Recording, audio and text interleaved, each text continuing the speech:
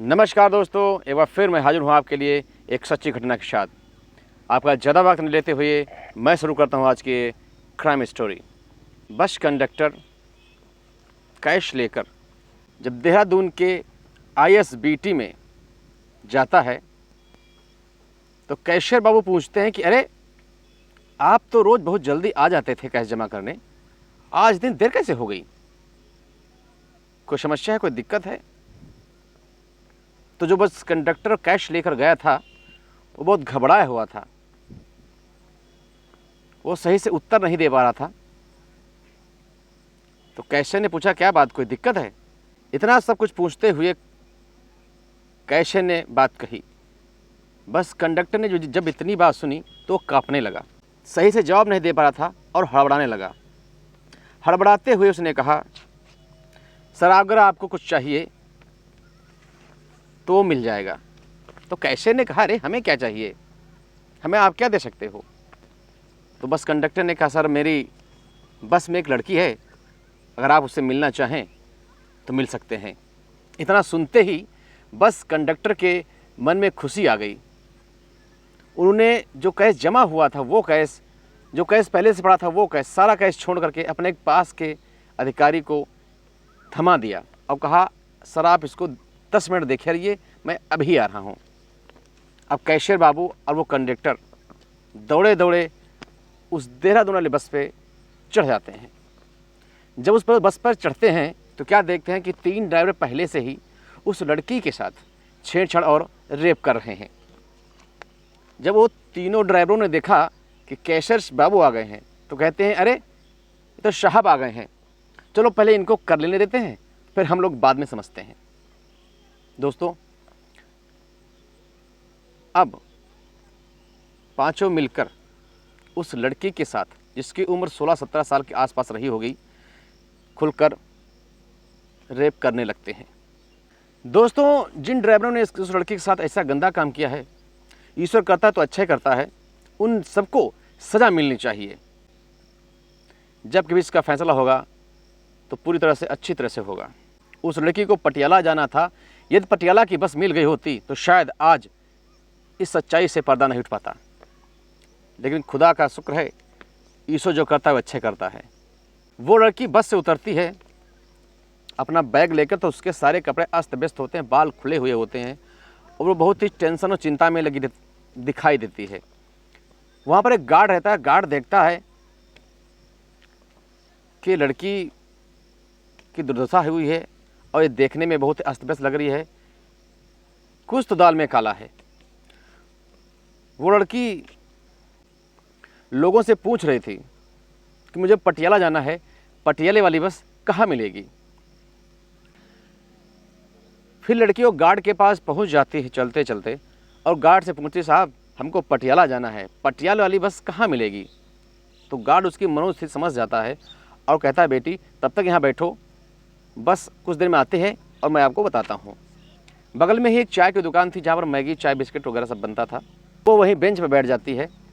उसी लड़की के पीछे एक संदिग्ध व्यक्ति जो उसके आसपास घूम रहा था, उसे बार बार कोशिश करता था बात करने के लिए। बस कंडक्टर ने देखा कि अब तो मामला बहुत संदिग्ध हो चुका है। उसने सूझबूझ का परिचय देते हुए चिल्ड्रेन हेल्पलाइन नंबर 1098 पर कॉल कर दिया और कहा, साहब यहाँ एक लड़की है जो बहुत ही परेशान और उसके कपड़े अस्त व्यस्त लग रहे हैं, यदि आप लोग आ जाएं तो हो सकता है कुछ मामला शटल जाए। पुलिस वालों ने कहा, ठीक है मैं अभी पहुंच रहा हूं। कुछ देर बाद वहां पर चाइल्ड हेल्पलाइन टीम और कुछ पुलिस वाले भी साथ में पहुंच जाते हैं। दोस्तों, आपको जानकर हैरानी होगी, पुलिस वाले जब उस लड़की से मिलते हैं और उसे बातचीत करने की कोशिश करते हैं तो कुछ बता नहीं पाती है। वो जो पूछते उसका सवाल सही से दे नहीं पा रही क्योंकि इतनी भूख लगी थी उसको। तो पुलिस वाले ने उसको पहले खाना खिलाया और फिर उससे बातचीत शुरू की। जब पुलिस वाले से उससे बात कर रहे थे वो डर जाती थी, सहम जाती थी, आदमियों को देखकर वो डर रही थी, कांप रही थी। तो पुलिस वाले समझ गए के लिए लेडीज़ पुलिस ही बुलानी पड़ेगी। लेडीज़ पुलिस आती है तो उस लड़की से बातचीत करती है और उसको जो भी खाने की इच्छा होती है उसको खिलाते हैं। लेकिन उसकी मनोदशा ठीक ठाक ना होने की वजह से वो सही से जवाब नहीं दे पाती है। अब उसको अपने साथ ले जाते हैं, 2-3 दिन तक वहाँ रखते हैं।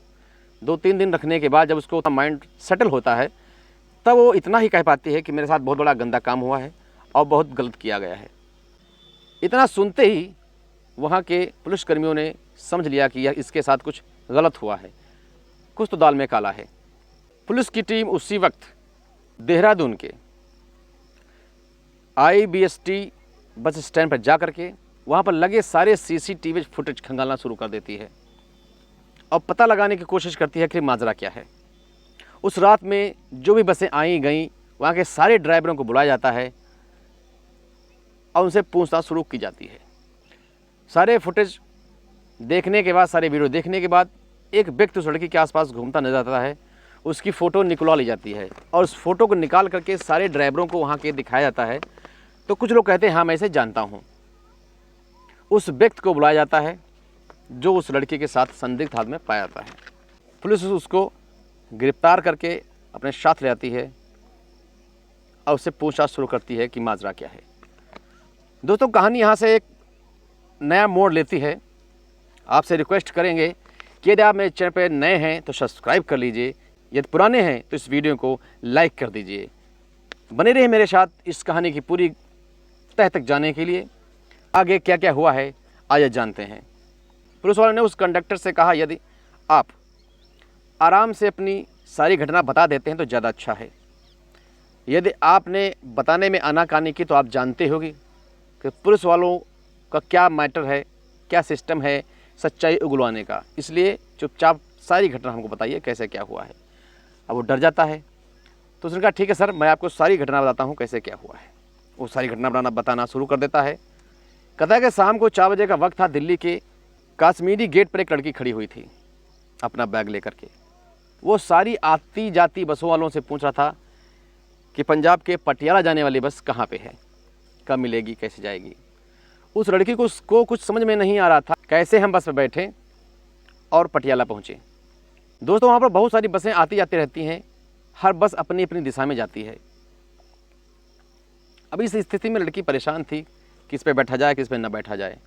तब तक एक बस आकर रुकती है, उसमें से व्यक्ति उतरता है और उससे जाकर मिलता, कहता है ठीक है, ऐसा है कि आप जो है इस बस पे जाके बैठ जाओ और ये बस पंजाब के पटियाला जाएगी।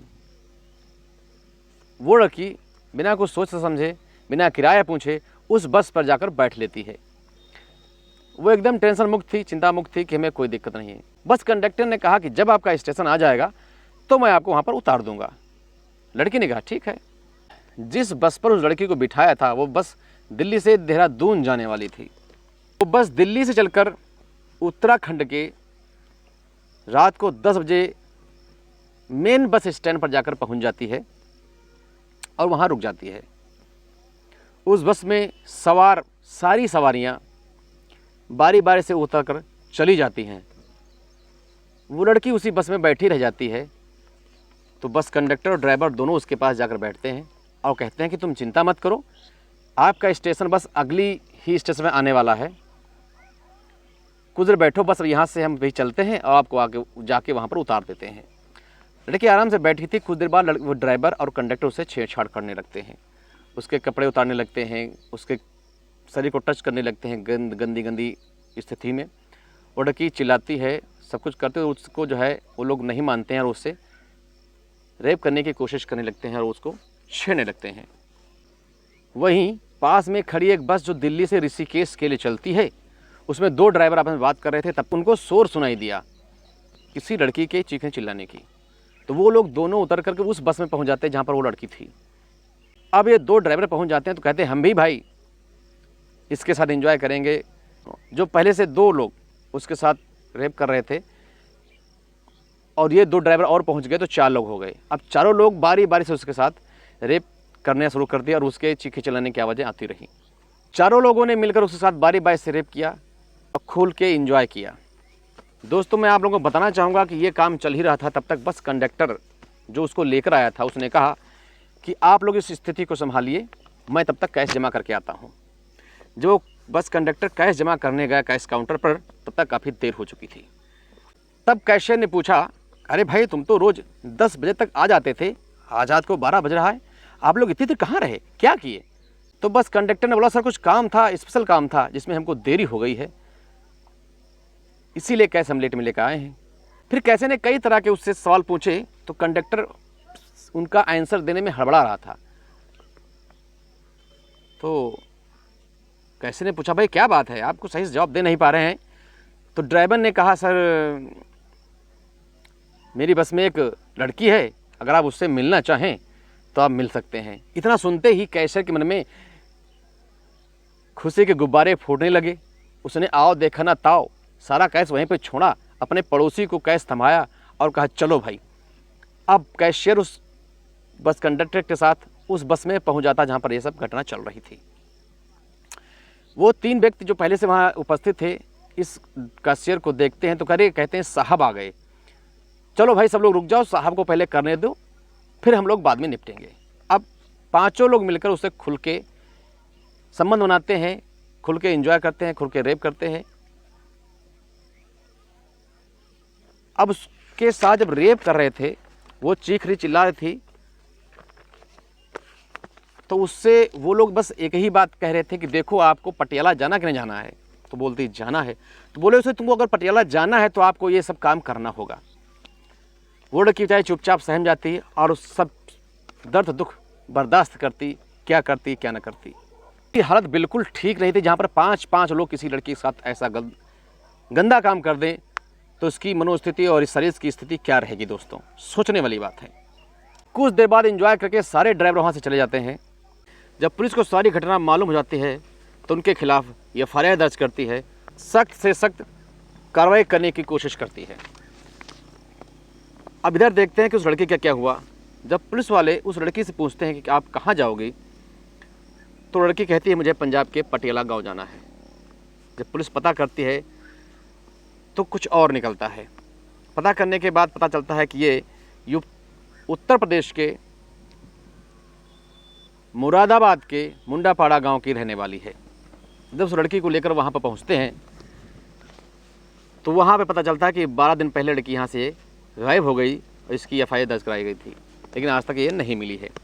फिर उसके माता पिता को वहाँ पर बुलवाया जाता है तो उनकी भी घर की स्थिति कोई ठीक ठाक नहीं होती है। उन्होंने बताया कि मेरी बेटी मानसिक रूप से बीमार है, ये 2-3 बार भी ऐसा पहले कर चुकी है। 12 दिन पहले यहाँ से निकल गई थी। फिर इसको मैंने ढूंढने की बहुत सी कोशिश की लेकिन नहीं मिली। उस लड़की से पहले पूछा गया था तो उसने बताया था मेरे माता पिता कोई नहीं है। जब पता चला तो माता पिता उसके मिल जाते हैं। लड़की ने कहा कि मैं अपने माता पिता के साथ नहीं रहूँगी, मुझे पंजाब के पटियाला ही जाना है। दोस्तों उस लड़की को अब इसको वहाँ पर रखा जा रहा है जहाँ पर मानसिक स्थिति का सही से इलाज हो रहा है, इलाज चल रहा है। जितनी जल्दी हो सके उसकी मानसिक स्थिति में सुधार हो जाए और उसको उसके घर भेज दिया जाए। उधर पुलिस ने क्या उन आरोपियों के साथ सख्त से सख्त कड़ी कार्रवाई करने की सरकार से मांग कर रही है। जल्द से जल्द इनको सजा दी जाएगी। मैं हमेशा की तरह आपको एक नई सच्ची घटना के साथ रोज़ मिलता रहूँगा। तब तक के लिए धन्यवाद, नमस्कार।